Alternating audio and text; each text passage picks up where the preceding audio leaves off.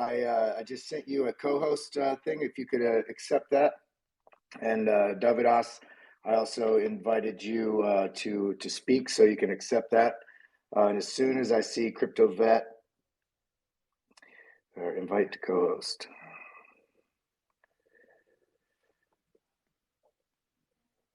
There we go. Just deal with this for 1 second. There we go.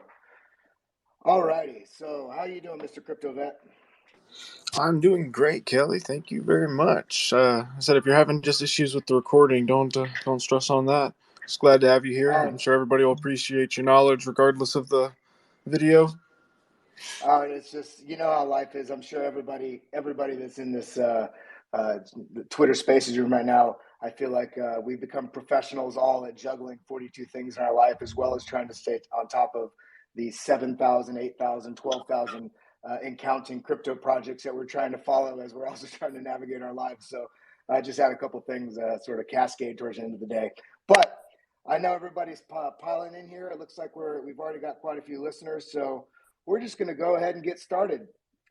So first off, I want to say welcome to Crypto Answer. My name is Kelly Kellam. I have my co-host here, dear friend and wonderfully knowledgeable person, Crypto Vet, who's been co-hosting. He actually started on the first episode of Crypto Answer with me as a guest, and it was just such a natural, wonderful vibration and connection and charisma between each other that we basically hosted every one of these together, and now he's basically my permanent co-host and friend. So I'm very pleased to have him on here. And how are you doing, Mr. Crypto Vet? How are you feeling with the market going up and down right now? You floating through it? Oh, I'm floating through it, and I said appreciate the introduction. Yeah, thank you everybody for coming out. So we have an exciting show, some huge guests coming on. So thanks again for coming out. As far as market sentiment goes, it's a tough one, right? Right now when you look at it, you see a bunch of red. If you look at the S&P 500, you can just kind of see a free fall, wee as it goes down.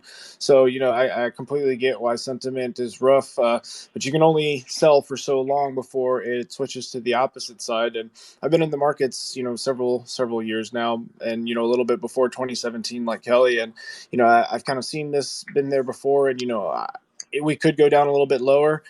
Lots of other things could happen, but I honestly think we're still just fine. Just kind of sit back, in these days, go spend time with your family, go play a video game. Like after this, I'll be trying a new Oculus headset I just bought because we're going to be hosting some VR podcasts here soon. So, right on, man. Well, that's coming on.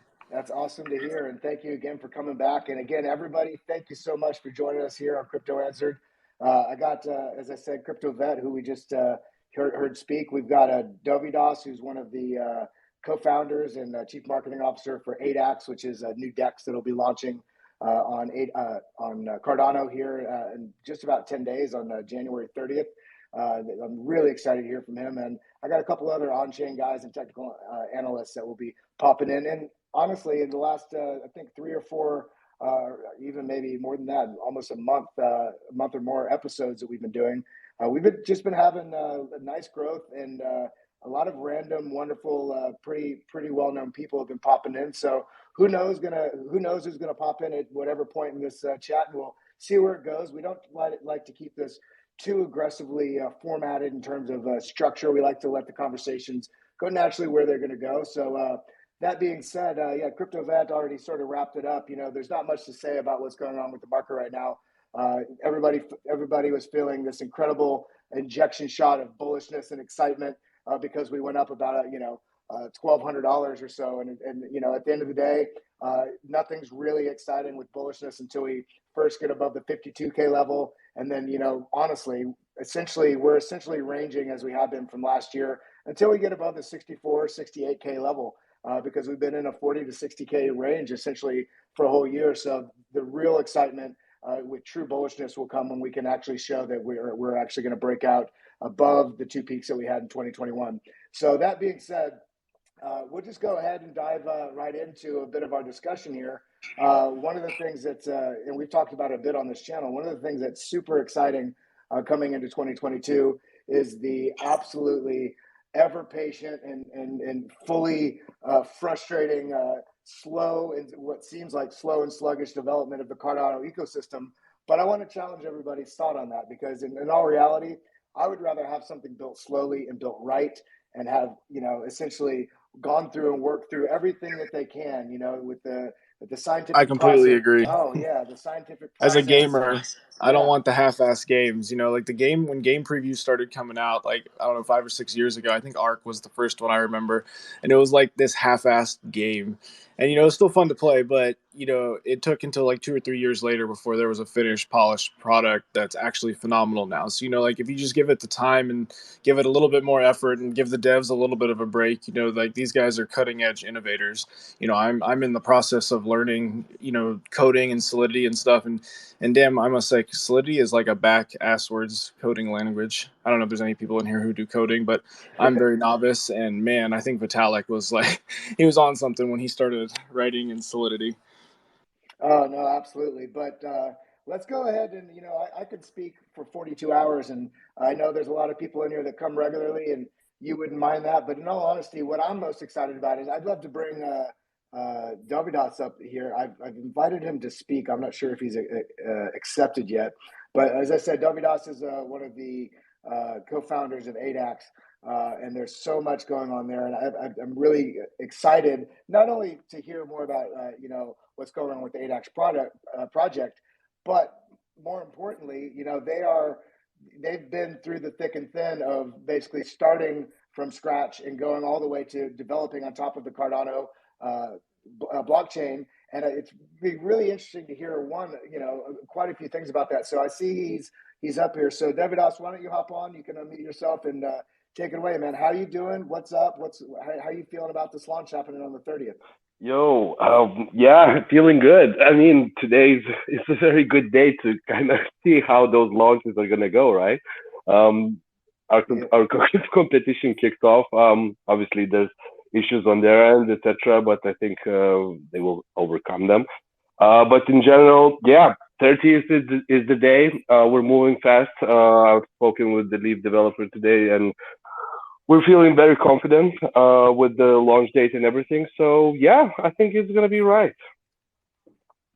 Oh, right on, man. Well, one of the things that I've been following the ADAX journey from I guess probably around August or September. Mm-hmm. And one of the things that's really interesting to me, maybe it's because I haven't been super active in other communities in Telegrams and stuff, but it's so entertaining in a way for somebody that does a lot of diligence and goes through and follows all the little nooks and crannies of what's going on, and then the newcomers that come in and they see what they think is a red flag in some project, or somebody they don't know the name of this developer, or for instance in this case, I even had to field a question about this 2 days ago from somebody asking me why I'm such a big supporter of ADAX.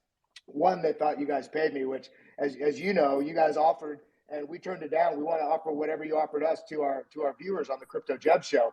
But the other thing is, people thought that this guy was saying how the roadmap and you guys are never landing on your marks, and you're supposed to be released way back in late fall, early winter, and it's like, man, do you not understand that not everything is reliant just on the devs getting it done and releasing, especially when you're a project like ADAX or Cardax or Sunday Swap or any of these other projects, Cody, a lot of the things on this high level of functionality that you're offering with the smart contracts, and then also that with the decentralized exchange and such, it relies on essentially the fully integrative process from the underlying blockchain. In this case was Cardano, which their delay is what delayed everybody else. So do you have any thoughts on that, and how you've dealt with that, and also interacting with your community about dispelling some of those unnecessary FUD and fears? Oh yeah, I mean the journey from the very beginning, it was oh, we're a scam, and it's been what now 7 months or so. We're still here, we're still building. Now out of a simple DEX, we became like an ecosystem with the centralized launch, centralized exchange launch, and the launch pad. So we saw that there was a gap. But to answer your question, in terms of how we were fighting all that FUD, well, it just being straight up open. I'm quite active on the Telegram group. We have quite active community managers as well. So every time someone came in, they got shut down quite quickly, because having doubts or suspicions. Is obviously it's a normal thing. It's a crypto world, and yeah, that's something that was kind of new to me as well. But at the same time, if you're trying just to FUD for the sake of FUDding, yeah, well, fuck that. It's not gonna happen. Uh, so sorry for pardon my French. Let's put it that way. But yeah, in general, yeah, development on Cardano it's been challenging, and it is still challenging. We can see the blockchain being quite overloaded. I think it's running at 95% right now. So that's something that we had to put into consideration in general. At the same time, yeah, smart contracts came out in December. No, not December, September 12th. But obviously they weren't too usable at that point. Just because of PAB being absent, etc., etc. So yeah, there were quite a few, let's say, delays that weren't really impacted by us or by the team itself. So yeah, people needed to understand that things are little bit slower, and timings and milestones had to be adjusted. That's why when things didn't go according to the plan, we had a plan B. So I think at the very beginning when we launched the centralized exchange, we also got a lot of fun. Why does a blockchain like Cardano, which is a decentralized blockchain from a definition standpoint, right, need a centralized exchange? But we can see that it did needed it. And yeah, we're going through, we're going quite fast. We just listed Giro Wallet yesterday. They're doing well. So yeah, we're just going to keep growing and getting bigger, right? In 10 days, there's going to be, the major release. We got some cool things planned for that. So yeah. That's so exciting, and thank you so much for sharing all that. Crypto Vet, you have any thoughts or questions you want to ask Mr. Dovydas? No, I have more of a kind of a future question because I think Dovydas gonna have the same answer for a lot of the things because it's kind of more on Cardano and the whole blockchain as an ecosystem that's kind of setting them back as far as a lot of the other issues that they're having. My question is more is in the future, do you all as a company plan to expand into things like NFTs? Because NFTs are all the craze right now, right? Me as an influencer now, but more on the development side as well. I am trying to step in with the NFT movement and stay as on top with it as I can. I'm just curious, does ADAX have any I want to be like, say, another OpenSea on Cardano and have both an exchange as well as NFTs and all that? So just kind of curious your thoughts on that, or if stay away. Yeah. Yeah. In terms of NFTs, we are trying to step into that field because just recently we did a partnership with Finance. So we managed to mint an NFT that's going to be stakeable on their vault and literally reward both ADAX and Finance tokens as a reward. So that's going to be one of the first NFTs in the world to give out like double the rewards for double the fun. Also, on top of that, we finalized the NFT collection for ADAX in general, just so that the community has a few additional incentives, to hold the token, get more rewards, etc. So that information is going to come out probably just right after the DEX launch. And to answer your question in terms of the potential marketplace and whatnot, we've been looking into that space in terms of maybe there will be a need for some sort of a NFT swap and whatnot. So just recently we did add it into our roadmap towards the second half of this year. But I don't have too many details around that just now. Yeah, as soon as we, kind of get sorted with the DEX side, get sorted with V2 of the DEX as well, then we will definitely look into NFTs because yes, it's a massive craze, especially on Cardano, because of the low fees and everything. So people can trade and sell and buy quite efficiently. Let's put it that way. So just because of the whole craze around it, we had to think about something of that nature as well. Well, that's so awesome, man. It's great that you guys are thinking of, watching the space as a whole and trying to ensure that you can expand the offer and the not the services but the utility on the DEX, so you can provide the best service possible across the entire market. But with that being said, in a very similar way, I'm curious in terms of when ADAX goes live on January 30th. Is it going to be? Do you expect? I mean, I'm wondering one, if the centralized exchange launch in any of the functionality of that. I'm guessing it's a different coding and different side of the development, but I'm wondering if there's any data that you've been able to gain from that that's going to bolster and I don't want to say improve, but prevent some small hiccups along the way, because and it won't be also. It's every single project as it launches has some hiccup that you can never plan for, and it's just your ability. It really relies on the development team and the company's ability to address those needs very quickly with good solutions. But so when you guys launch, will all the things be available, or are you going to roll parts of the utility out over time?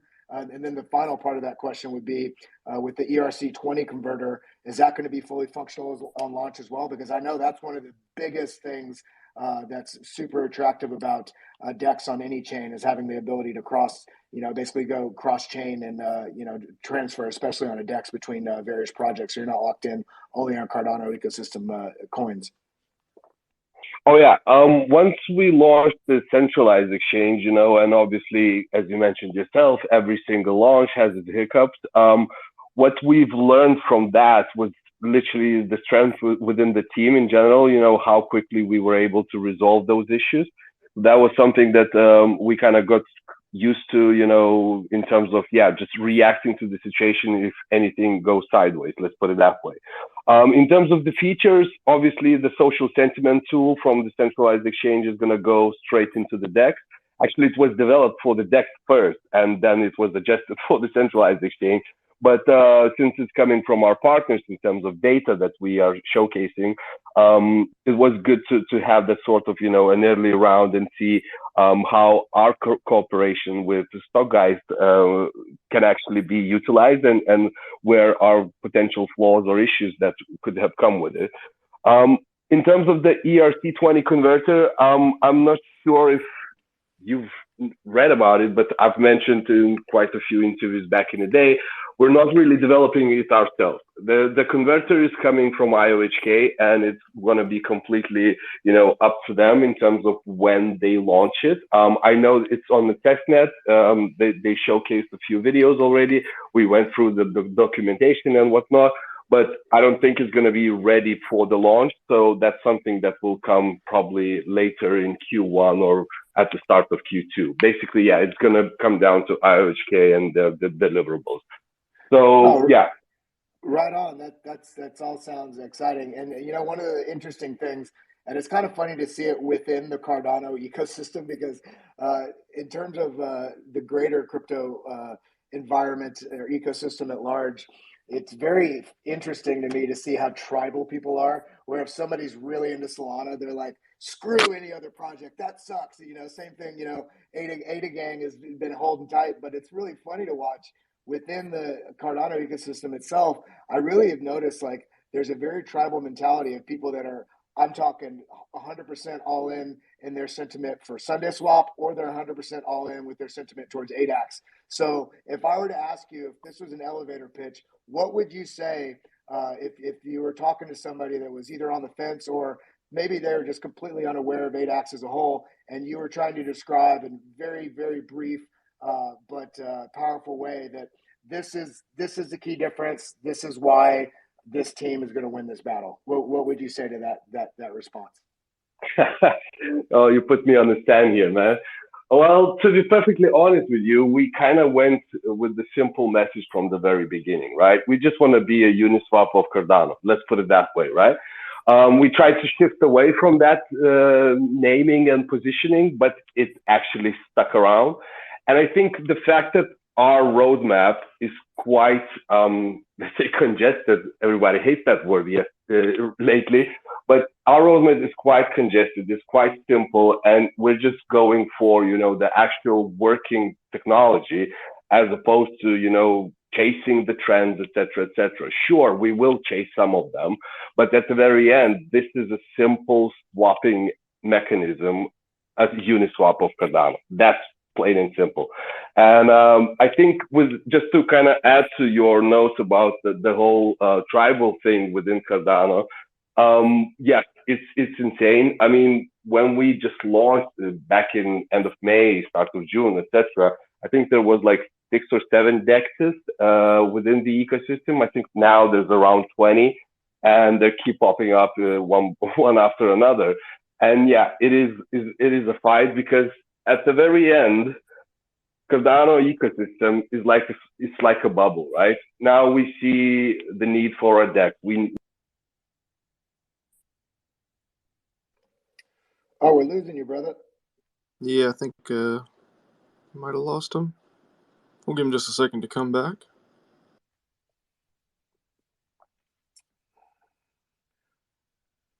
Well, while we're waiting for him to pop back in, I'm not sure if he lost service or the phone disconnected. But yeah, for anybody that's is maybe he's never heard of ADAX or is on the fence about it or anything, I can say it's actually nice to see we got actually the X Markets Twitter profile. Whoever's running that for the X Markets exchange is actually here in the Twitter space as well. So shout out to them. That's currently where you would go to get ADAX, or you could go to ADAX.pro and you can get it directly from their centralized exchange that they actually launched about a month ago, early January. But there are a number of things coming up on the roadmap to on ADAX, and they're doing a really great job. There's a lot of people battling back and forth every day. It seems like with just like I said, and also like Davi said, the tribalistic nature of hating on something just because you don't understand, changes in a roadmap, which are inevitable with any large launch of any project, especially if you think about it, doing anything that's in relationship to cryptocurrency and blockchain and the coding and programming and all that sort of stuff is just, it's incredibly difficult. And I can even we could even chat with you about that as Davi's hopping back in, Mr. Crypto Vet, because I know you're in the middle right now of developing an incredible project. It's a play to earn game called Dash League as well. You're also part of another blockchain project called Penny. What is it called? Penny. I can never remember. Pennywise, not Pennywise. Pennyfly, that's the actual company Yeah, that we work with. but Just, you guys have so much is involved in, like, it's not just like programming a game in C, C++. It's like you're integrating blockchain technology as to work.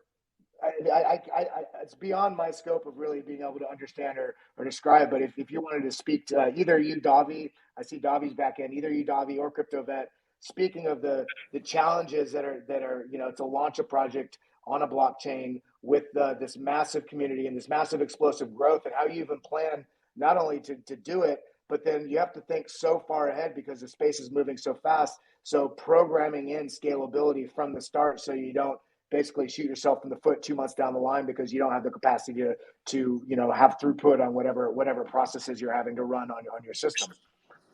No, I think that's actually a great question. I think me and Dovydas are going to have actually very similar and very different answers at the same time. One, because my actual focus is, in specifically NFTs right now, and his is on, building the Uniswap. No, I don't want to say it like that. Building a better form of Uniswap on Cardano, right? So I'll go ahead and let Dovydas go first since we got him back up. I don't want to take too much of his time. I appreciate it, and I'm not sure where you are in the world, so let's. I'm down in Lithuania.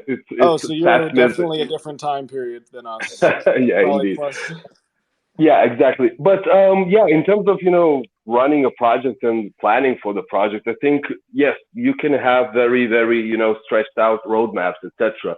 But I think the main focus and key should always still be the possible adaptiveness in terms of if shit happens around the world, if stuff happens with the blockchain, if stuff happens with your own progress within your own company, you have to be adaptable. And if you can tweak things quite instantly, or at least in the short term, I think that's the main thing to run a crypto project in general. Because this space is just too fast. It's just way too fast. I've worked in banking, I've worked in gambling industry, etc., and I always thought that gambling was one of the fastest changing and moving industries out there. But no, crypto it is. I mean, there's just so much info and just so much stuff happening all at the same time that it's sometimes really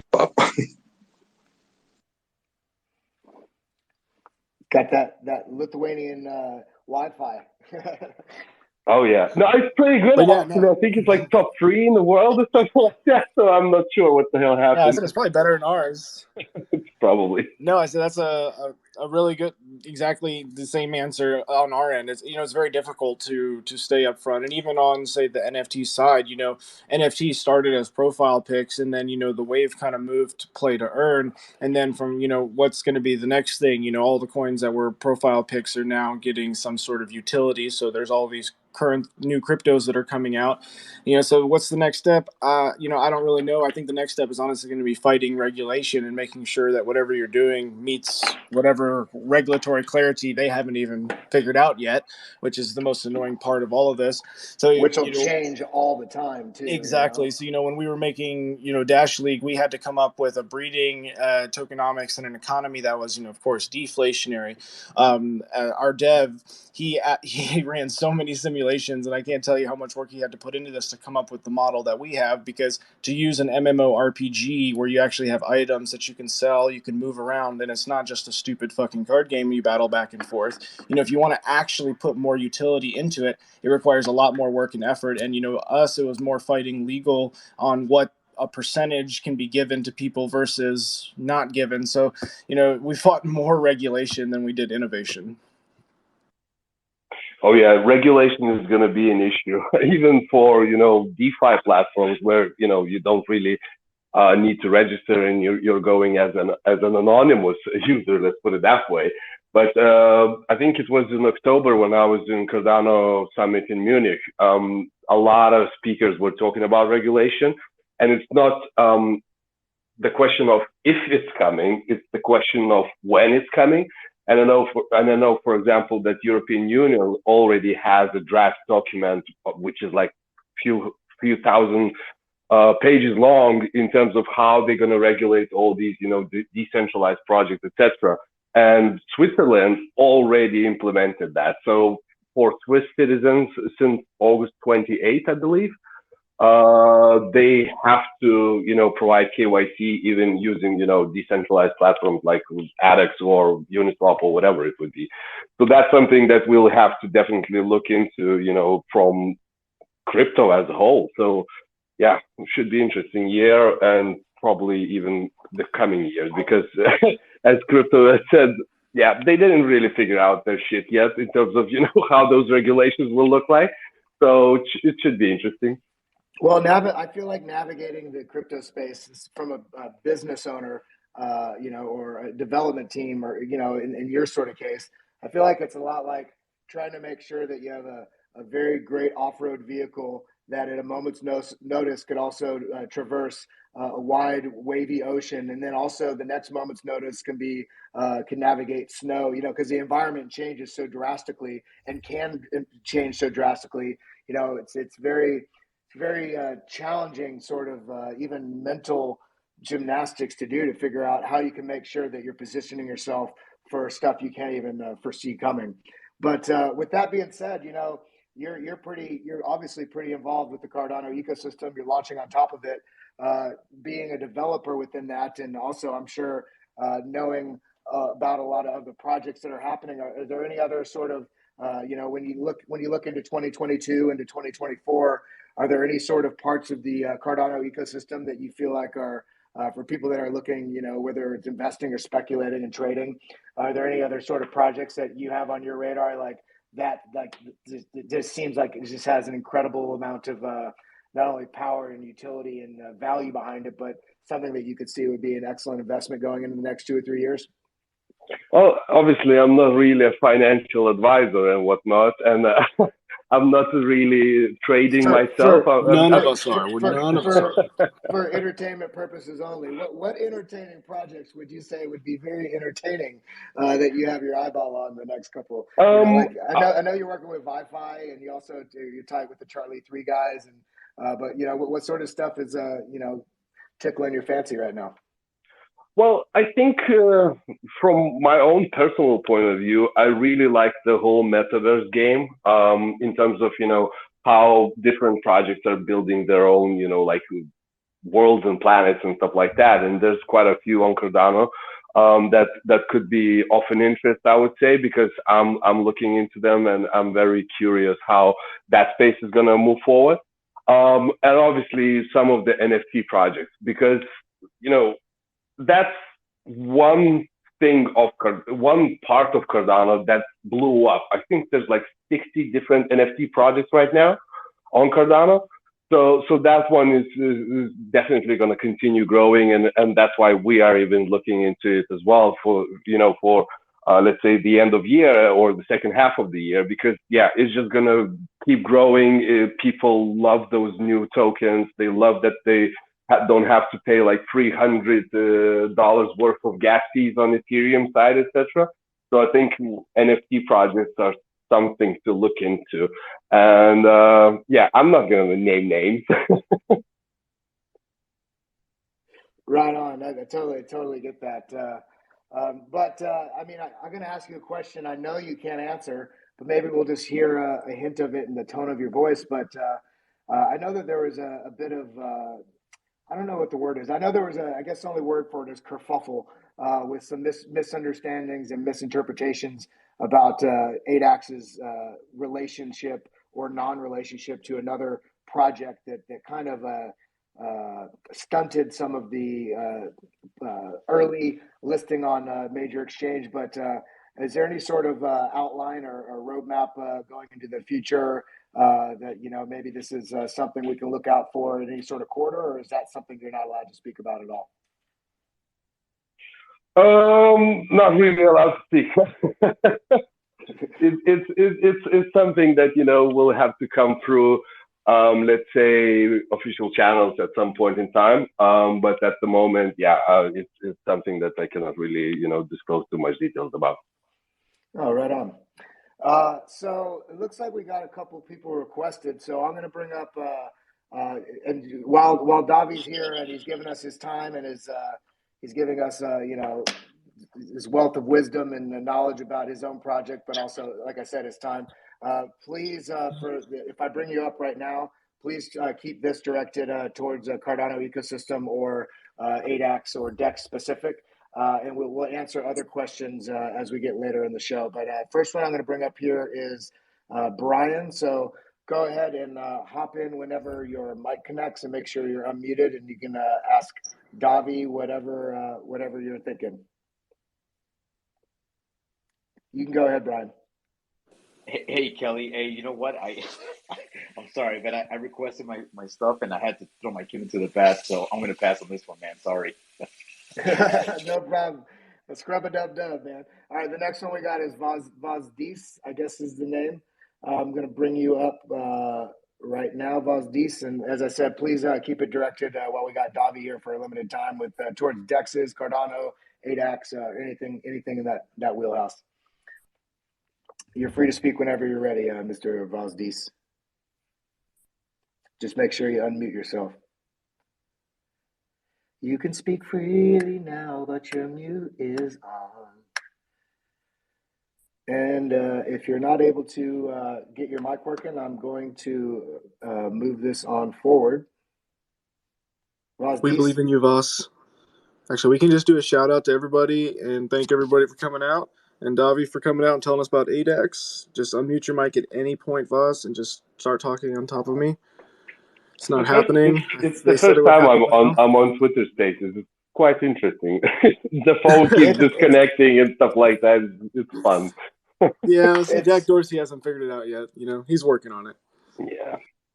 All righty. Well, I'm going to remove them since they're not able. But I mean, I know, Mr. Vet, we were talking earlier about all the things in relationship to, I mean, everything under the sun, but in regards to Cardano and that massive ecosystem, but in relationship with all the things that Davi's talked about, and you know, ADAX, and what sort of things are you looking at and considering in regards to the Cardano ecosystem? You know, also, you know, obviously the incredible importance of the DEXs coming on top of a blockchain is one of the things that gives it the sort of like a stress test, you know, with the congestion and the throughput and the traffic and all that sort of stuff. So that's super exciting. But what sort of thoughts are you looking at in regards to Cardano, or any other questions you may have about ADAX? Because I think it may be newer to you. I think I brought it to your attention.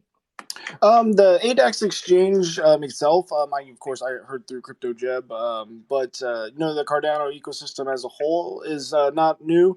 I haven't actually worked on anything with Cardano in quite a while, ever since I started doing stuff on the Flare network, but I'm sure a lot of that stuff would transfer right over if I did start looking more into the development side on Cardano. I'm super interested in the NFTs, so I love that Davi was saying that, you know, potentially, you know, integrating that in the future, and, you know, realizing that that could be a huge source of transaction volume, you know, and, you know, his business is off of maker and taker fees, right? You know, taking 0.3 or 0.25%, whatever it is. You know, we need trading volume on the blockchain. So I'm just really worried that Cardano, you know, it's going to take a little bit longer to get it done right. So that trading volume, in a sense, isn't there. So I want to see more with Cardano as far as user friendly, I guess. Yeah. But I guess all that comes in time as these different use cases, and as you just mentioned, traffic. When there's a lot of traffic, you know, it's kind of like having a grocery bag with one thing in it, and then as you put more and more stuff in there, you get to see how strong that bag is before it breaks, you know. And then at that point, then you can stress test it and figure out where you need improvements. And you know, everything is it's a growth in progress, but it'll be really interesting to see, especially on the Cardano chain, with how long they've very slowly and painstakingly worked through this stuff. So it'd be interesting to see if they get this year launched with all these different projects coming online almost somewhat simultaneously in the first quarter, second quarter, so quickly. It'll be interesting to see how well it navigates, you know, basically this whole new environment that it hasn't really had to see other than trading for the last 4 years. So, do you have any thoughts on that, Dovydas? Are you in contact with the IOHK back and forth about this sort of stuff and give them metrics so you can figure this stuff out? Make sure that they can handle it? I think they will be able to handle. I mean, just yesterday or a couple of days before, you know, they released like a little roadmap in terms of how the blockchain itself is going to scale. But if you look, you know, from a project standpoint, the whole ecosystem is not like full, but we have the core parts, right? So we have the DEXs, we have a ton of wallets, and I'm sure there's going to be more of those. We have, you know, Charlie with the Oracle coming in. We have all the, you know, lending projects as well. So I think from that standpoint, the ecosystem will just continue growing.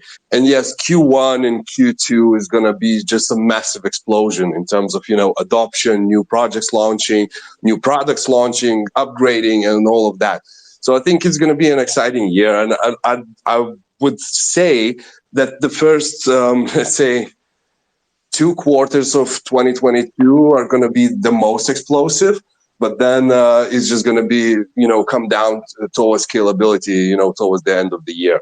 So yeah, I think it's on the right path. It's just a matter of, you know, whether or not they will be able to not only react to situations but also act upfront. So that will be interesting.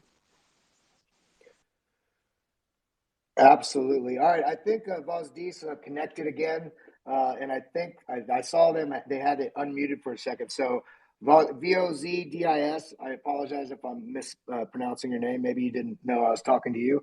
Go ahead and unmute yourself. We'll give you one more go at it, and you can ask Dovydas or myself or CryptoVet anything in regards to the topics we're talking about currently.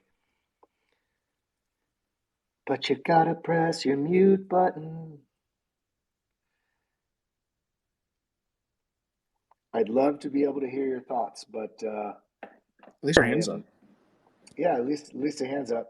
It's in case you're wondering, Dovydas, bottom left corner of your screen is where the mute button is. Just make sure it says mic is on. There we go. And now it's now you speak into the microphone. Oh, nope, we got kicked to listeners. Probably the Twitter spaces that are messing up. No problem. Yeah, I think it's Twitter because I've been getting disconnected as well, like 3 or 4 times in a row. It's no problem. Well, Mr. Dovydas, I know it's late there. You're welcome to stay on as long as you want, or if you have any other topics or any last sort of thing you wanted to say in regards to ADAX or anything at all, you can go ahead and say it now, and then you can hang out or leave whenever you're free. I know you got a lot of stuff on your plate. Yeah, I mean, obviously, just to kind of reiterate, the launch is on the 30th of January. We did not expect any delays. We've got some cool plans for that. We got we got the product ready pretty much. So it's going to be great. Also, the final report of the audit of the smart contracts should be coming out tomorrow or the day after tomorrow. We're just waiting for our auditors at BT Block to kind of finalize and publish it. So I think that's gonna add a little bit more of that hype towards the actual launch of the product. Yeah, I mean, we have a lot to do in between, the DEX launch. We also run, the launch pad. We run the centralized exchange. So there's going to be more tokens coming in on that one. And I think, especially after today, there's probably going to be a lot more tokens coming in. So I'm very excited to talk to all these projects out there. And yeah, I'll stick around for a little while. If anyone has any questions, you can always pop a message to me on Telegram or Twitter, whatever. And yeah, we'll definitely reach out back to you and answer them as soon as we can. Let's put it that Awesome, way. dude. Thank you so much for joining us. I know, I've enjoyed, kind of conversing with you as, after I got Crypto Jeb and crew hooked on the, when I got them in the know about ADAX and everybody started looking at it and we started talking about it through the Crypto Jeb YouTube channel and you and I, started to be able to communicate and it's been a lovely little journey and I can't wait to see where you guys go and I'll be riding with you. I got my probably a little too large bags packed in this in terms of portfolio allocation, but I believe, baby, it's a good thing. So yeah, hang out. I'm sure at least 1 or 2 people here in a second will have a question for you, and you're free to pop off whenever you feel called to, my brother. So thank you so much for joining. Thank you, and appreciate the invite. Cheers. Of course, brother. And then we got NNYW.ADA. I already added you as a speaker, so if you can navigate your mute button and microphone, well, we'd love to hear from you. I'm not sure if this is a Twitter thing or what. I feel like they're just trolling us. All right, whoever unmutes first, Voz or NYW, you get to talk first. Go. Yeah, okay. Voz wins. I'm sorry. I'm so sorry about my technical difficulties. I had to change phone. But yeah, yeah, thank We're you. happy to have you, brother. Yeah, thank you for having me on stage. And I wanted to say that a lot of great things are happening right now in Cardano. And Cardano awaits great 2022 year. But this is ADAX space. So I wanted to say first that I see some great things that ADAX has done, like Launchpad, and yeah, some projects are already launched on that Launchpad.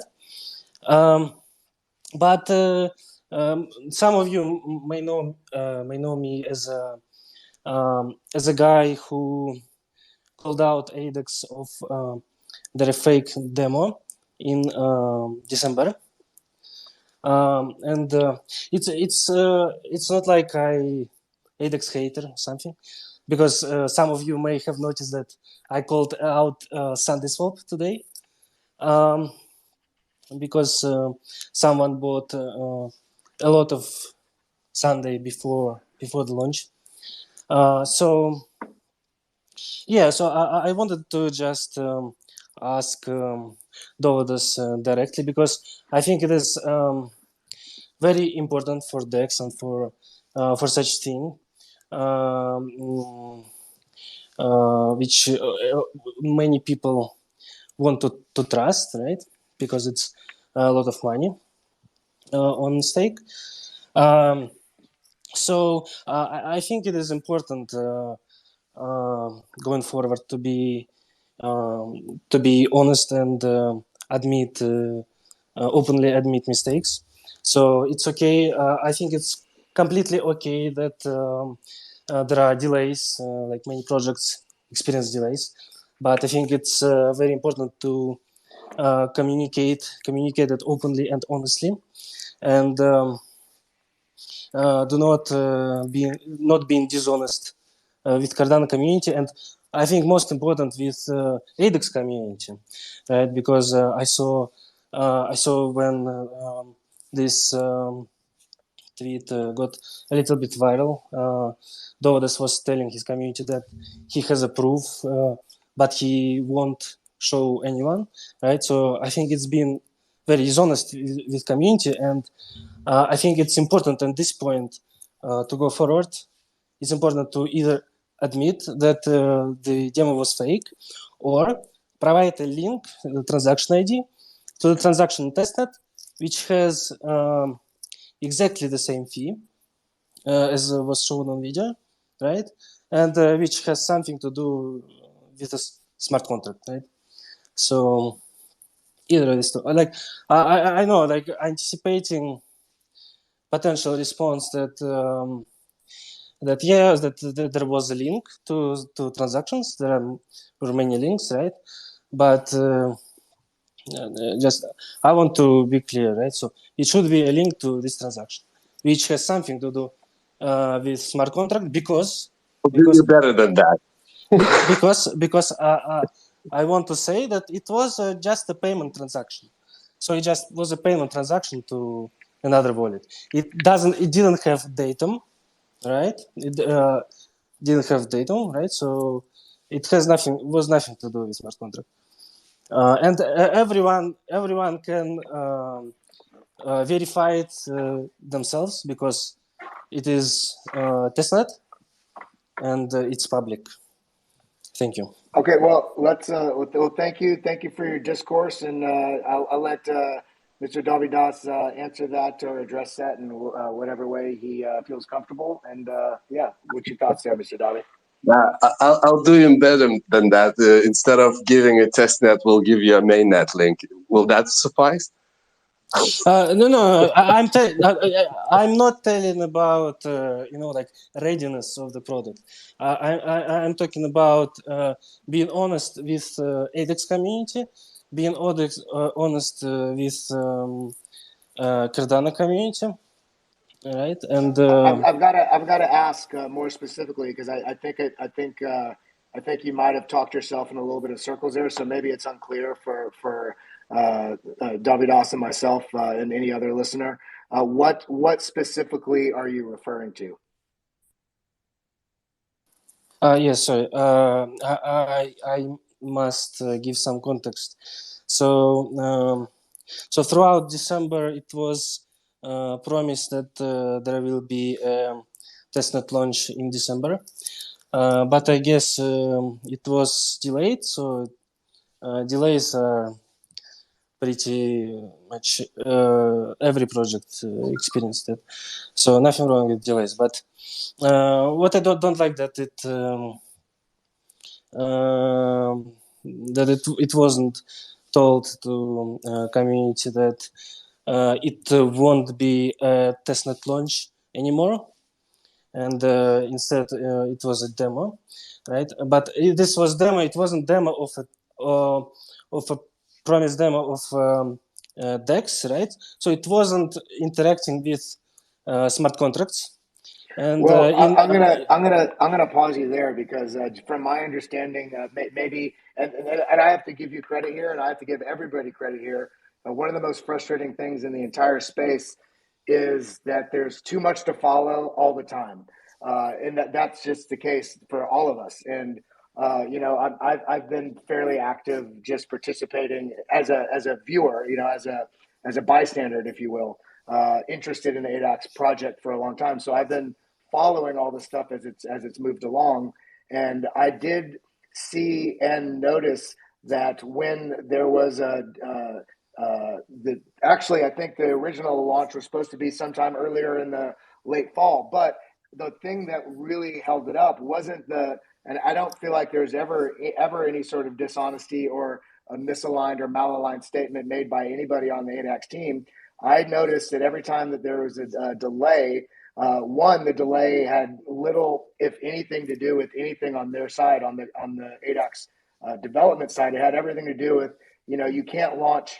For instance, if you're a car builder and you're promising that your car is going to be done and ready for sale in December, but your engine manufacturer calls you up and says, "Hey, that engine's actually not going to be ready until the end of January or the middle of January," then you know you can't really launch your car in December. You might be able to launch a model where people can go and sit in early January to appease them, but there's nothing else that you can do other than wait on that engine to be done. And at the end of the day, with the Cardano ecosystem, in order for these incredibly intricate projects to be developed, they have to have the integrative Plutus application backend fully ready to integrate with these massive projects like DEXs so that there's no issue. And from my understanding, and Dovydas, tell me if I'm wrong in this, I felt like that was pretty communicated, and it was pretty honest about what was going on. And I feel like that was the case of why the delay happened with the mainnet launch. But in so doing, you guys launched something that people weren't even aware it was really happening, which was the centralized exchange. And that was done beautifully as a way to, I don't want to say appease, but it's like, okay, if we can't get the mainnet out on our just DEX, then we can release this in the meantime, gather data for when we have the mainnet of the DEX launched. Does that sort of play out as it happened, Dovey, or was I missing something, that there was a lie that I had no idea about? No, that's kind of the situation exactly. In terms of the actual, demo that was showcased on Christmas Eve when I recorded that video, obviously it was pre-recorded. It wasn't done, by myself on the spot, etc. So that's why, there's probably been misalignment in terms of dates, etc., etc.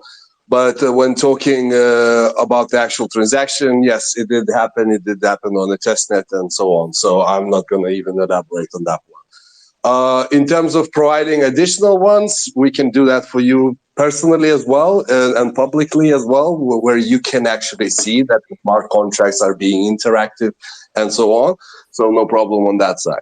In terms of promises and being untransparent and whatnot, I don't think we ever been untransparent because, when things got delayed, we came through and I said it on the video even, that, look, things didn't happen as we planned and we had to push things in order to be a little bit more ready than we were at that point. And but at the same time, we were able to set the actual launch date during that announcement of the delays, etc. So I think it worked out quite well. I think the community, yes, initially it was not the greatest reaction, but at the same time, now I see that the narrative within the community changed completely because everybody, kind of swapped from, look, we don't really need a demo, just make the mainnet work, because everybody's seen what happened within the space, and I think we're going towards the right direction. So, yeah.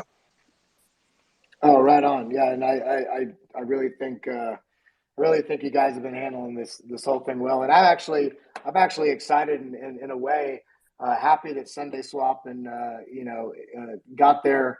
They see the same Sunday Swap's in the same sort of boat that you guys are in, except I honestly think you guys handle it more honestly because they're coming on as if they're launching their project, and in reality, they're launching. They've launched a beta version of their project, which isn't the alpha, which isn't the essentially main net. You know, so in a way, they're gonna sort of test the waters a bit, especially also on the Cardano ecosystem. And when you guys come in was basically 9 days now, it's you all have been running your centralized exchange for a while. You've had your test net that you've done all these things on, and you're going to have the benefit of coming in strong with essentially the fully functional DEX minus the ERC20 converter that you're waiting on from IOHK. But I mean, honestly, I'm super excited about what's coming this year. And you know, if anybody asks if you're transparent or not, then all you got to ask them is, would you like to see the link to the audit that basically shows everything that we're doing? And talk about transparency. That's the definition of transparency. You know, you don't get audited unless you're being transparent. Exactly. Now, in terms of, you know, our competition, I always kind of took the standpoint that we don't really shit on everyone else, you know, because like ADAX as a whole, we always had that kind of view that, look, we are here for the greater good, and the greater good is the expansion of the ecosystem. That's why we entered the whole Cardano game, you know, half a year ago. So the fact that, you know, things are already happening and we can observe and we can see and actually, you know, potentially avoid some of the issues that are happening, you know, with other launches and whatnot, I think it's the right thing. That's why when, you know, they announced that they're launching, let's say, 10 days ahead of us, we didn't really react in any sense or, you know, jump ship or say, look, we're going to push the mainnet launch a few days earlier because we have to react and whatnot. No, we are sticking to our plan. We know where we are going. We know where we are. And yeah, we're just going to continue that route. And yeah, 30th is the day. That's pretty much it. I'm not good. Like, if we're not going to launch by any chance, like, I don't know, freaking end of the world scenario or whatever, I'm going to come clean, you know, and say, look, we fucked up or whatever. But there's no chance that we're not going to launch. So we're going to just go forward and see how that goes. Oh, right on, man. Well, I think the other person that was having issues with their phone, he's got his hand up now and he's reconnected. So NNYW.ADA, there you go. It looks like it's working now. So hop in, ask whatever you got, and we're happy to have you. And thank you everybody else for joining us here on Crypto Answered. And again, thank you again to Dovydas for sharing his thoughts and his mind with us, and Crypto Vet again for co-hosting. And take it away in NNYW. How do I pronounce that? It's just Noi, if you want to say that. Yeah, go ahead, brother. First of all, sorry, man. I don't know if anybody else is having problems right now, but Twitter keeps going down. So that's why I couldn't speak earlier. Obviously, on the launch pad right now, I just wanted to say, I know I joined a bit late, so I don't know if this has already been answered, but obviously we've got Flick and Smart Places Protocol right now. I just wanted to know, like, if there's any plans for any more projects on there. And also just wanted to ask, I know Sunday Swap's just beta right now, but I just saw they had like a 7 million ADA transaction. I just wanted to know what you guys thought of that, and if we would be prepared to see something like that with ADAX. Cool. Thanks for joining, obviously. But in terms of the launchpad, yes, we already have a pipeline for the coming February, and I think there's already 1 or 2 projects for March as well. So yeah, the team is working quite hard on that side. I'm jumping in some of the, you know, let's say sales calls or pitch calls myself, just to help out the team, you know, just give a little bit more of an insight from the project's perspective. So yes, that part of, let's say, our little ecosystem will continue to grow. And yes, we do have quite a few projects coming in. So that side is, I would say, doing quite well. Flick was the first one. I mean, with such short notice and everything, they reached like 80% of their target, because I think there was like 500K and they reached 400K. So I think for a secondary public sale round, that's a great result. But yeah, in general, we have quite a few projects coming in, and hopefully one of them is going to be probably one of the biggest public sales on Cardano. So it's just something that we have to finalize in the coming week. And if all goes well, yeah, the announcement will come out, and I'm sure you're going to like that. That's what I like to hear. Yeah, in terms of the 7 million transaction on Sunday, well, that's a great number. I mean, I don't think we even raised that much money in terms of, selling ADAX token at the very fundraising stage. So I would be very happy to see something like that.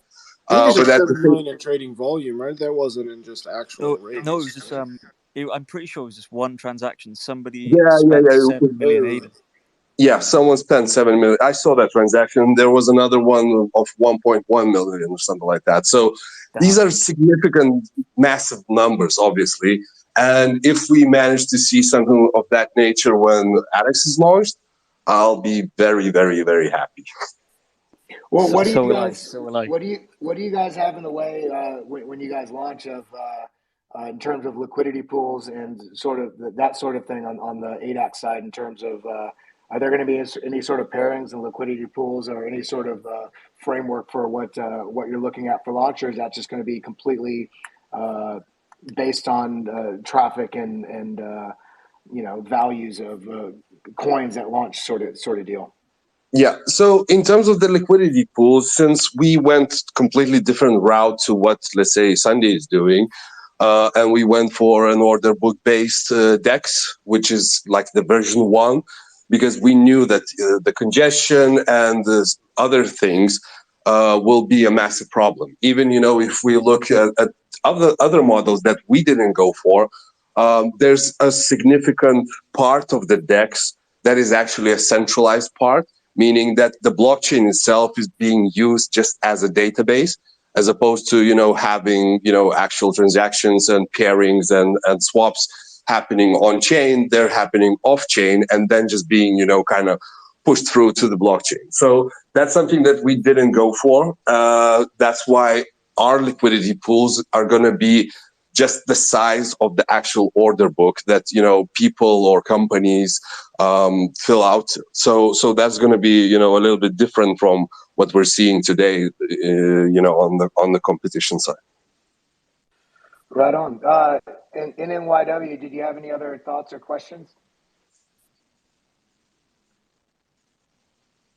Looks like we might be having there we go. I'm trying to think of a question before I get kicked down.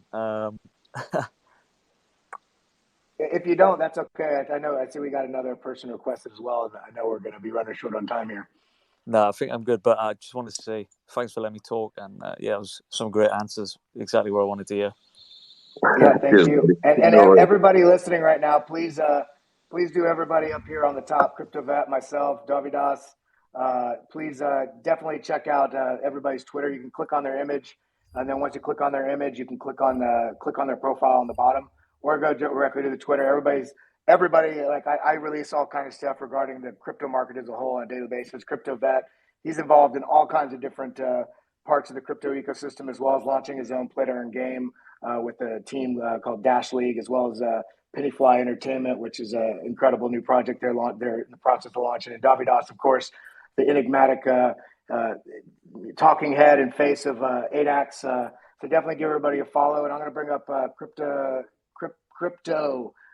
money sign. Crypto. Okay. I'm adding him as a speaker now. Hopefully we're not going to have the same issues as we had with the last two. It's been Twitter's fault for sure. There we go. Crypto, how you doing, brother?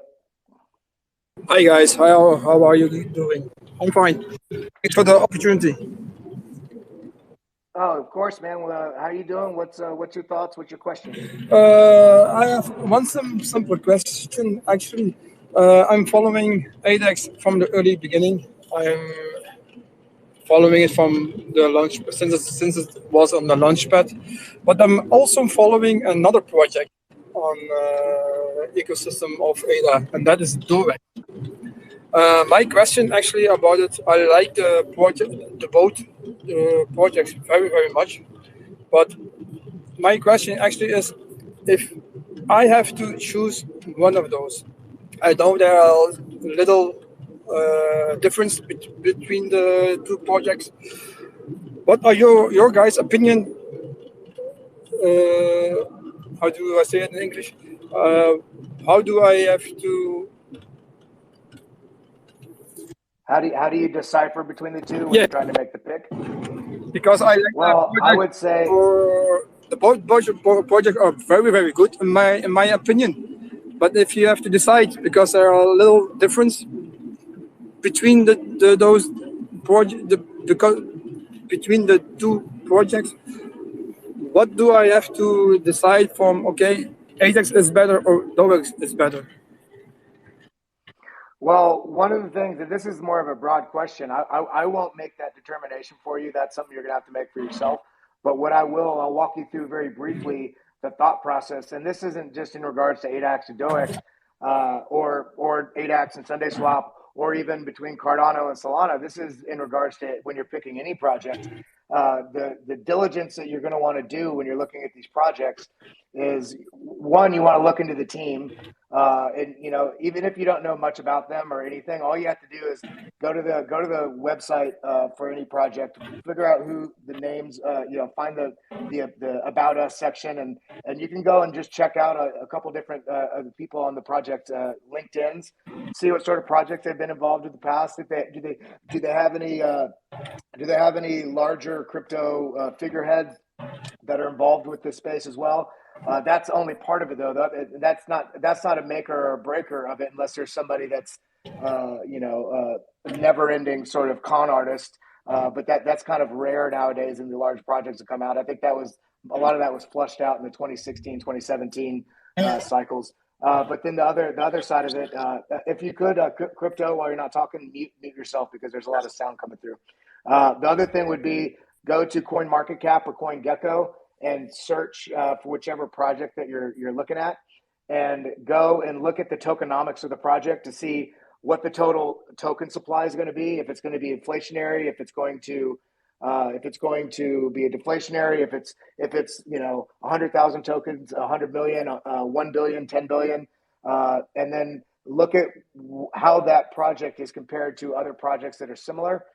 So you can see, for instance, a lot of people compare, ADAX to the potential of having a similar sort of roadmap in terms of from launch to, let's say, 12 months out. Nothing's going to happen exactly the same. But if you look at Uniswap, the fact that Uniswap, the price that it's at, and the fact that Uniswap has, I can't remember I think it's 1 billion tokens. So even if ADAX only took in 25% of the market cap that Uniswap did in the first year, then the price of ADAX would be 10 times higher, because there's 1/10 the supply in ADAX. So when you're looking at things, you want to look at tokenomics, but tokenomics aren't everything, because at the end of the day, that's also may fuel hopium. So you want to look also, then go check out the Telegram groups, go do a quick search on YouTube, see what other people are saying about it. And I'll tell you right now, I don't care what project you look up. If you look up Bitcoin, Ethereum, ADAX, Sunday Swap, Solana, eGold, it doesn't matter what project. You're not going to find anything. It's kind of like going to a restaurant. You're never going to find a restaurant that's had 10,000 reviews and every one of the 10,000 reviews is a 5-star review. So you're going to have a discerning eye. And when you see 90% of everybody that's talking about it is super positive, and then you find the one person that's just absolute FUD master, you have to have the ability to read through that and realize, maybe, one, they're either paid to be against it, or two, they just are ignorant and they don't know what they're talking about. So, but if you're getting, 5 out of 10 people that you're finding online, 5 out of 10 reviews, whether it be video or posted on Reddit or whatever, are negative, then that's cause for concern. That's when you start really looking a little deeper in the community and having a little bit more red flags, especially on microcaps, when it's a lot more speculative. So I would say, yeah, just do a little diligence on the team. And at the end of the day, if you are 50-50, sometimes it just comes down to passion. Find, whichever one strikes your passion a little bit more, or maybe you have a connection in some way or another. And if you can't determine still, there's no problem. And having a diversified portfolio, honestly, sometimes that's the best way to go. There's no problem with placing half your bet on one and half your bet on the other for whatever allocation you're about to put in.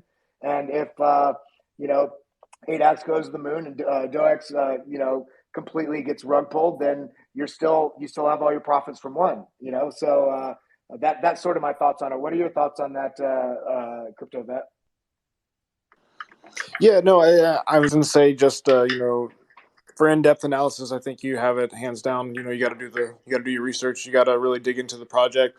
If you were trying to do it at first glance, I was just going to say ease of use. If ADAX is easier to use than the other one, that's the one I would buy because the people are going to flock to whatever's easier to use.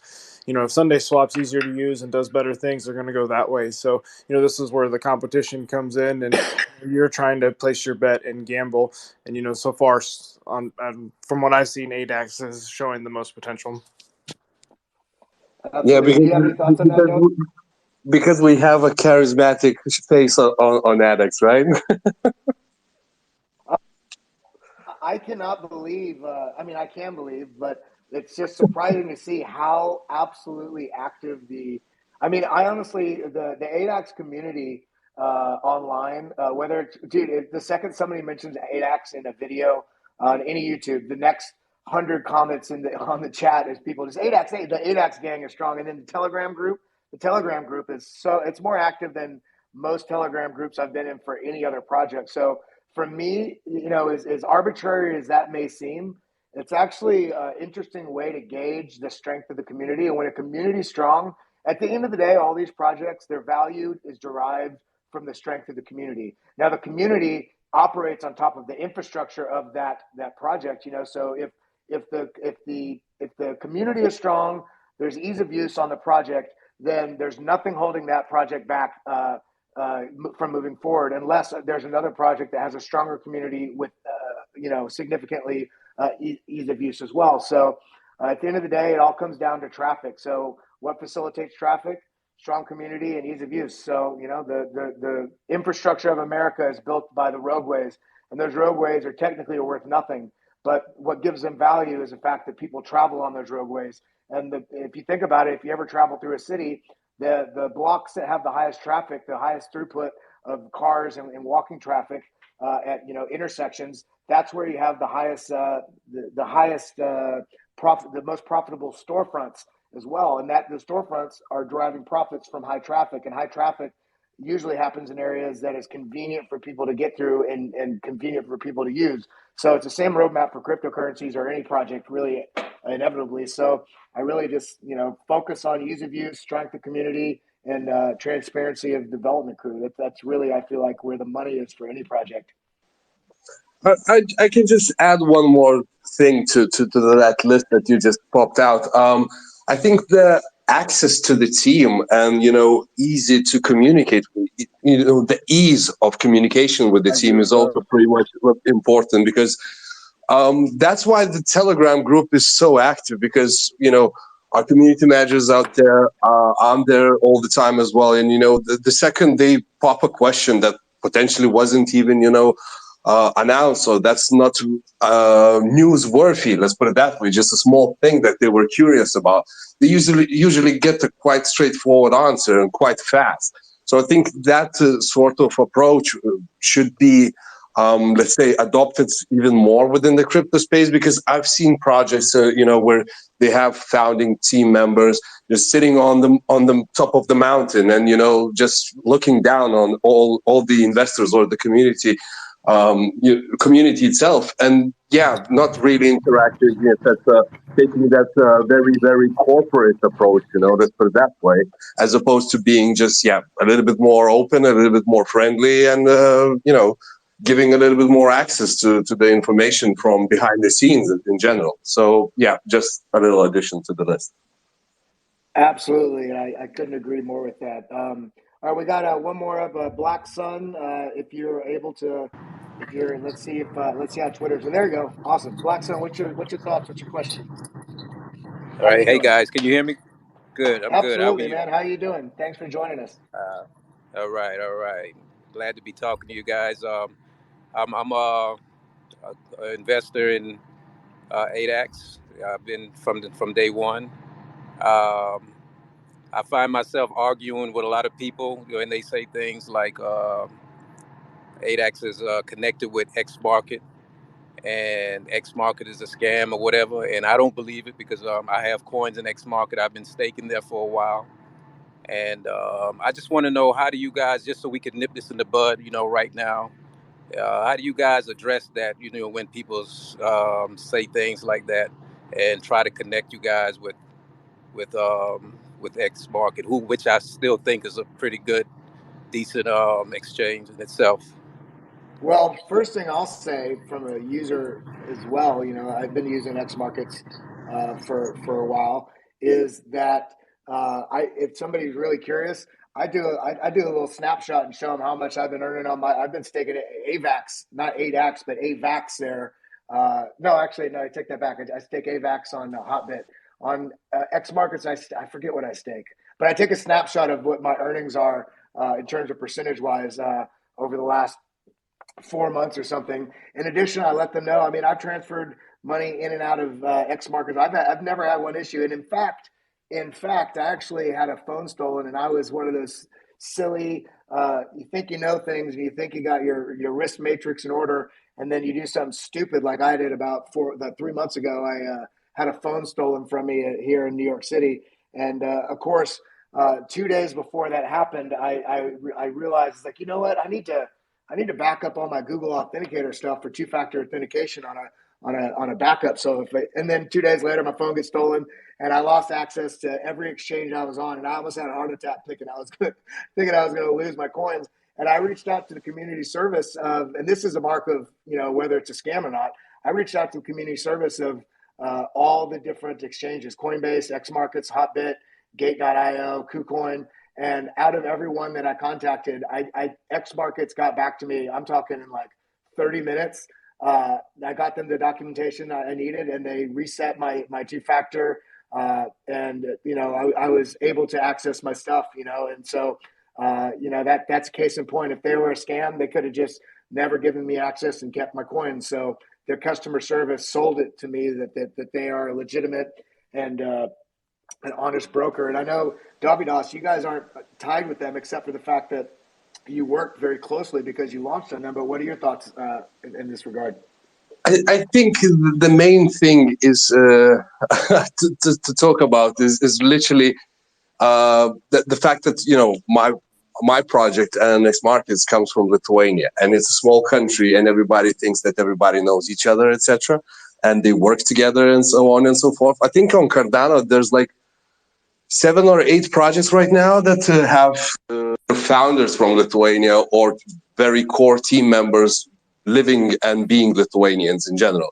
So I think from that standpoint, yeah, it might be, looking that, look, there's probably connections between all of them, et cetera, even though there's not. In terms of X Markets, they were the first exchange to host the CNT tokens, right? CNTs in general. And we needed that because we wanted to do a public sale through a launchpad that can actually list the token straight up. And at the same time, because we sold the public sale tokens in June, I believe, with no lockup, meaning that we wanted people to go in the market, start speculating, trading, and whatnot, and so on. And that's why, it was X Markets that we chose, because we've spoken with other launchpads like CarStarter or County, etc. And yeah, there were roadblocks from their end in terms of timings and stuff like that, in terms of types of tokens and so on. But look, we've been trading for 6-7 months now. Sure, there were some issues at the very beginning where people tried to dump lock tokens and stuff like that. But other than that, I'm very happy with the volumes. I'm very happy with the, not even customer service that they're providing, but service that they've been providing to us personally and, as a business as well. And yeah, it is how it is. We're moving forward. And I think the last thing that's left as a tie with X Markets is obviously our staking pools that are still out there until the end of February. But probably once they expire, they will be moved to an on-chain staking solution or to our own tech. So, yeah. Right on, man. Thank you so much, Dovydas.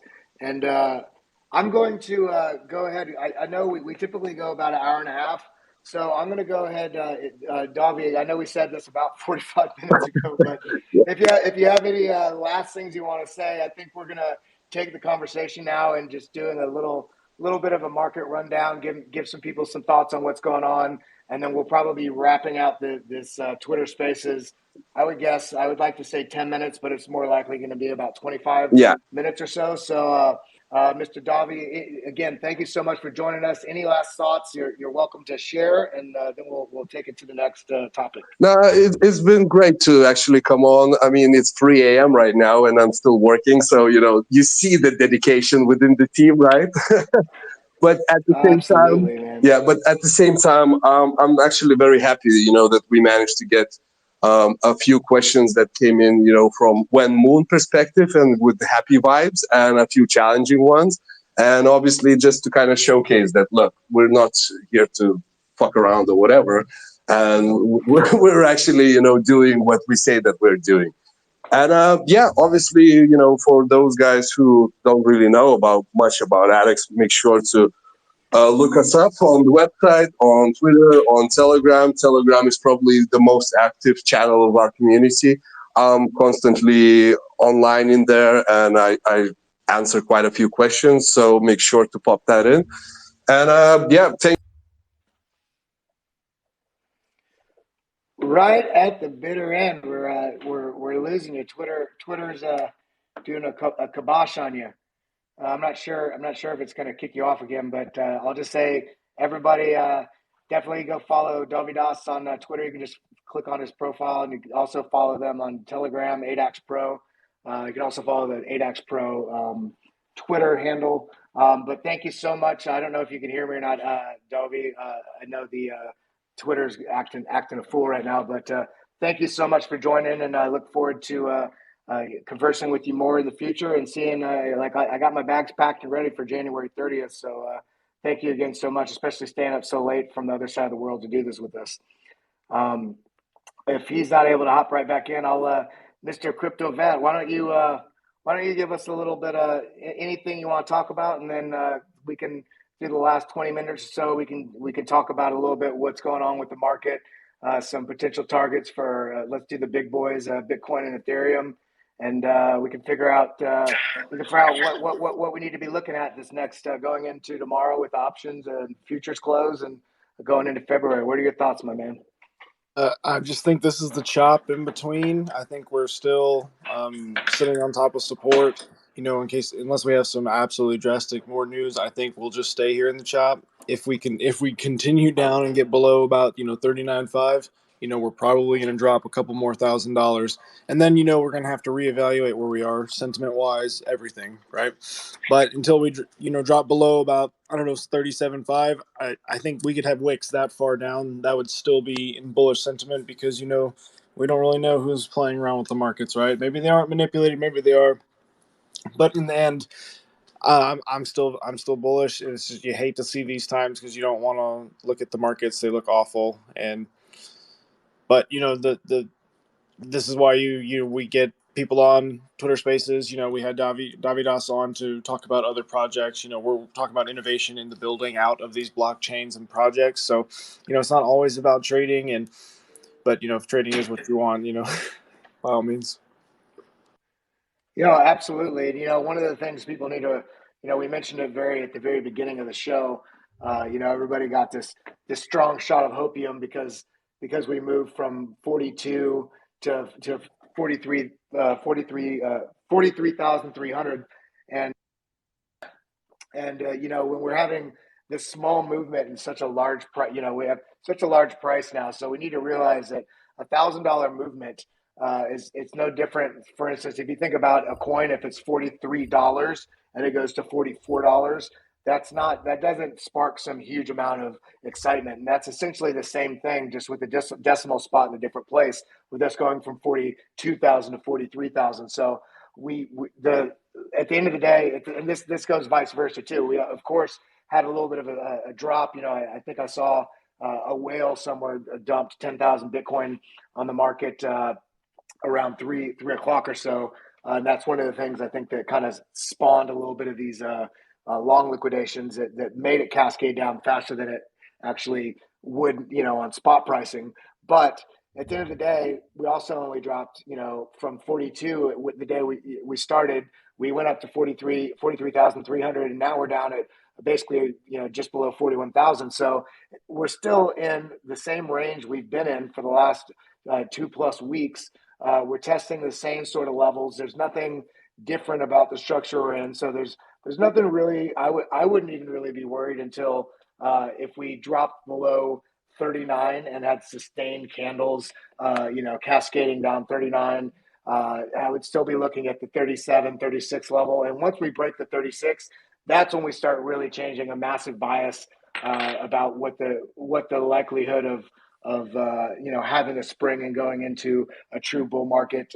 But at the end of the day, we have to remember through all this price action, the price action sometimes is a little bit disconnected from the underlying bullish fundamentals. And despite all the price action, especially with the up and down over the last 2.5 months, and especially considering the price action down this last month, from actually, I would say, I guess from December 21st to now, when the dip started, we've had nonstop, every day, ever increasing bullish on-chain metrics that are just, I'm talking like illiquid supply like we've never seen. I think the other day it was at 12% of the market,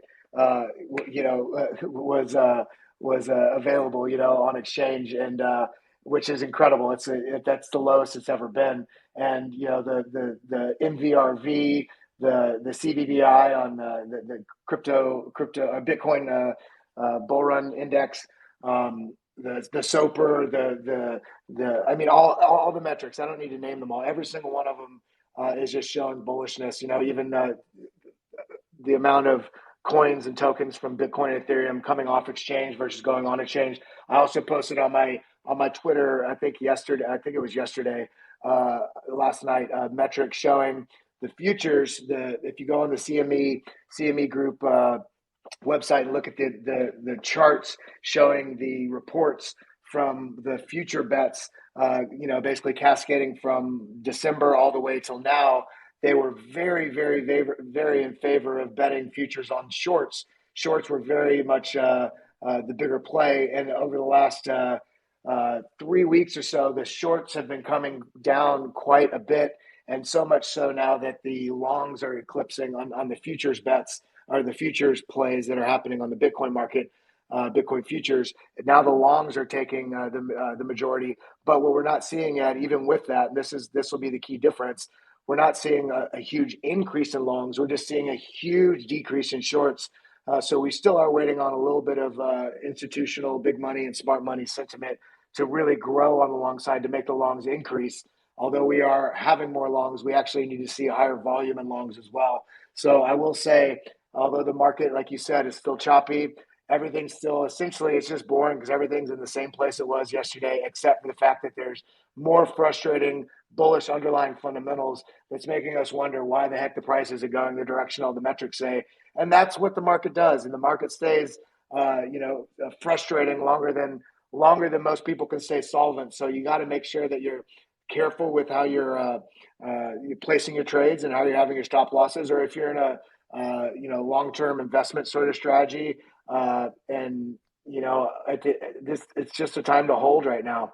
I wouldn't really be too worried until we see strong bearish metrics, especially on the on-chain stuff and large stuff coming off exchange, from Glassnode and other on-chain sites, Crypto Quant, those sorts of things. And until then, all we can do is just hold tight and be entertained with our impatience. You know what I'm saying? 100%. As I said, I wish I had better news for everybody. As I know, I get a lot of messages, like which way is it going to go? How even Ben at BitBoy Crypto called me out. He said, there's a lot of different sentiments in the market because I'm one of the ones that still I haven't changed because we haven't broken any of the macro structures that I've been looking at. So, when doing TA now, it's very, very difficult, and which is why, on around the blockchain yesterday, it was yesterday, me and Crypto Wendy were saying, yeah, we were the analysts on that day, but neither of us are trading right now. And all my Twitch fans absolutely hate that I'm not trading, but it's just too hard. You said 10,000 Bitcoin brought on the market. If that cascaded, and how do you plan for that event as an analyst? So this is why right now I'm kind of just sitting back waiting, and then of course I'm pretty busy with the other projects. So Yeah, no, absolutely. I couldn't agree more. It's not a trader's paradise right now because the range is, I mean, the range is somewhat clear, but the sentiment is back and forth. There's fear, but then there's uh, like kind of unnecessary optimism with small moves. But then, I do think that, and I said this the other day, I still, even when the market was going up to 43 today, somebody asked me about it, and I said my analysis and my thoughts still stand. I still do think that we're going to have a scary wick down to 39 region. And then today, we're at 3 o'clock. Now we're getting that test right. I mean, we're just above there. We got a great line of support right around 40,600. We actually stopped at the first line of support above that at 41,306. We fell through that. We found support at 40,693. And now we're kind of testing that, but bit weekly. So I could definitely still see a test down to the 39K region. And that might be what we need to get everybody in that sort of depressive despair portion that you get into before you get that large spring.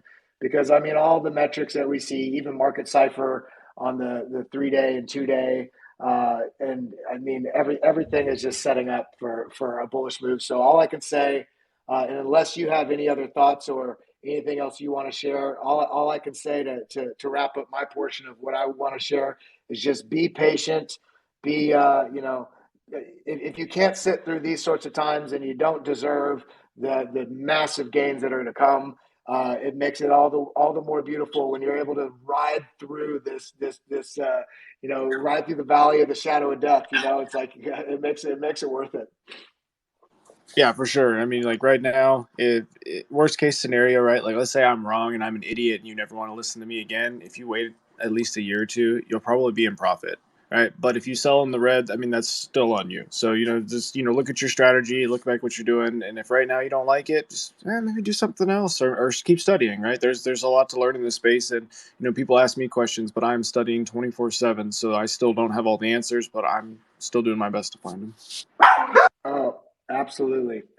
Well, I think we're going to kind of wrap this one up. I know that today we focused quite a bit on ADAX, but if anybody that here listening, whether or not you were or are interested in ADAX or not, I think it's important to have those kind of discussions with developers and people that are part of the crypto ecosystem as a developer, because in a lot of ways you can replace a lot of what he said when you're asking about how all these various blockchains, when they're launching their projects, and the pitfalls and the things that go into launching these, and a lot of the considerations. And we talked a lot about also when you're trying to do diligence on various exchanges. So there's a lot of metadata that you can gain and apply to all kinds of different projects within the space. So we really appreciate you all being here. We really appreciate. I'm going to shout out Dovydas. I know he's not in it anymore. His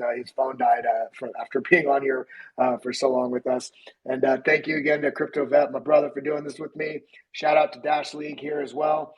And thank you everybody that's here. I see a lot of names that are still here that are here every week. So we appreciate you, and we will see you again next Thursday. Again, this is Crypto Answered.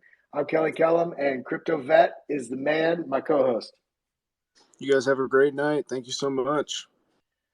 Adios, everybody, and stay positive. Have a wonderful night.